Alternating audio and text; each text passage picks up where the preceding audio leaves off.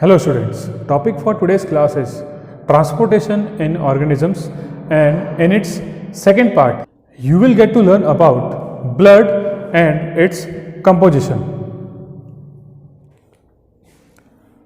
Blood, तो जैसा कि आप सबने ब्लड देखा भी है, जब भी आपको चोट लगती है तो ब्लड निकलता है। तो आपको ये पता है कि ब्लड क्या है? Blood is the red fluid, blood is the red fluid which flows through out the body, जो हमारी पूरी बॉडी में फ्लो करता है। ठीक है, that is called as blood. तो ब्लड का फंक्शन देख लेते हैं कि ब्लड का फंक्शन क्या क्या है।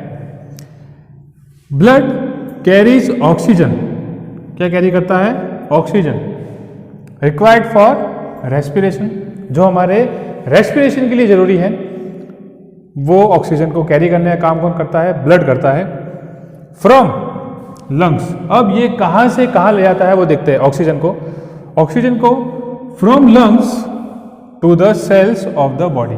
ठीक है, ऑक्सीजन को कैरी करने का काम कौन करता है? ब्लड। और कहां से कहां तक कैरी करता है? From lungs. जब हम इनहेल करते हैं तो ऑक्सीजन जाता कहां पर है? हमारे लंग्स में। और लंग्स से हमारी बॉडी के जितने भी सेल्स हैं, ईच एंड एवरी सेल तक ये ऑक्सीजन कैरी करने का काम कौन करता है? Blood. Blood carries oxygen to the cells from lungs. Next carries carbon dioxide. अब कार्बन डाइऑक्साइड भी कैरी करता है, carbon dioxide, waste product of respiration. जब हम रेस्पिरेशन करते हैं तो हम लेते क्या है? ऑक्सीजन, और हम एक्सहेल क्या करते हैं? Carbon dioxide.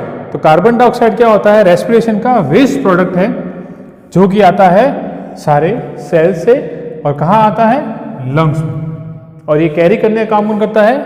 ब्लड। ठीक है, तो blood carries carbon dioxide from cells of the body to the lungs. ठीक है, तो ब्लड क्या करता है? ऑक्सीजन लेके जाता है लंग्स टू द सेल, और वापस क्या लेके आता है? Carbon dioxide from the cell to the lungs. Next, aid in transporting waste product from the whole body to the excretory organ. और हमारी बॉडी में जो भी वेस्ट प्रोडक्ट बनता है सेल्स में या किसी ऑर्गन में, तो वो ट्रांसपोर्ट करने का काम भी कौन करता है? ब्लड करता है, from the whole body to the excretory organ. क्योंकि वेस्ट प्रोडक्ट बाहर हमारी बॉडी में से कैसे निकलेगा? इन एक्सक्रीटरी ऑर्गन की हेल्प से। तो वेस्ट प्रोडक्ट को इन एक्सक्रीटरी ऑर्गन तक पहुंचाने का काम भी कौन करता है? ब्लड करता है।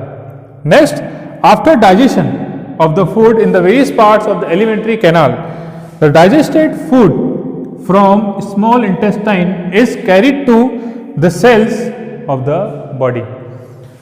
डाइजेशन के बाद, फूड हमने जब खाया है तो उसके बाद डाइजेशन होगा। डाइजेशन के बाद फूड जो है स्मॉल इंटेस्टाइन से कैरी किया जाता है हर एक सेल के पास, और वो कैरी करने का काम कौन करता है? ब्लड करता है। एलिमेंट्री कैनाल क्या है? हमारे डाइजेस्टिव सिस्टम का पाथ है, जहाँ से हम खाना खाना चालू करते हैं और पूरा प्रोसेस डाइजेशन का होता है। वो जो पूरा पाथ होता है उसको एलिमेंट्री कैनाल कहा जाता है। तो एलिमेंट्री कैनाल के जितने भी पार्ट्स हैं, वहाँ पे जब डाइजेशन प्रोसेस कंप्लीट हो जाता है, उसके बाद स्मॉल इंटेस्टाइन से जो डाइजेस्टेड फूड है वो कैरी किया जाता है टू एवरी सेल, और वो किसके थ्रू होता है? By the blood. तो ब्लड में एक बात का ध्यान रखना है कि blood is composed of yellowish liquid which is called as plasma. Blood किसका बना होता है?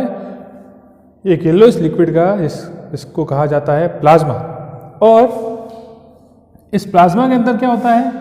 डिफरेंट ब्लड सेल्स होते हैं, डिफरेंट ब्लड सेल्स होते हैं। और वो सेल्स कौन कौन से होते हैं? Red blood sales, white blood cells and platelets. ये 3 टाइप्स के ब्लड सेल्स है जो कि प्लाज्मा में प्रेजेंट होते हैं। और ये प्लाज्मा किस में होता है? ब्लड में। तो ये ध्यान रखना है कि blood is composed of a yellowish liquid that is called as plasma, which contains different blood cells, and they are red blood cells, white blood cells and platelets. तो देख लेते हैं ये क्या क्या होते हैं। रेड ब्लड सेल्स जो होते हैं, they are in circular shape. Shape कैसा होता है इनका? सर्कुलर होता है। Contains a pigment called haemoglobin. इस रेड ब्लड सेल में एक पिगमेंट होता है जिसको कहा जाता है हीमोग्लोबिन। अब ये हीमोग्लोबिन काम क्या करता है? Which gives blood a red colour. हमारे ब्लड का कलर रेड होता है, वो किस चीज की वजह से होता है? इस पिगमेंट की वजह से, और पिगमेंट का नाम क्या है? Haemoglobin. Next, transport oxygen and carbon dioxide to different parts of the body. जैसा कि मैंने बताया आपको, ब्लड का काम क्या होता है? ऑक्सीजन और कार्बन डाइऑक्साइड का ट्रांसपोर्ट करना। जैसा कि क्या करता है? ऑक्सीजन पूरी बॉडी में सप्लाई करना और कार्बन डाइऑक्साइड को पूरी बॉडी में से वापस लेकर आना, और फिर हम उसको क्या कर देते हैं? एक्सहेल कर देते हैं।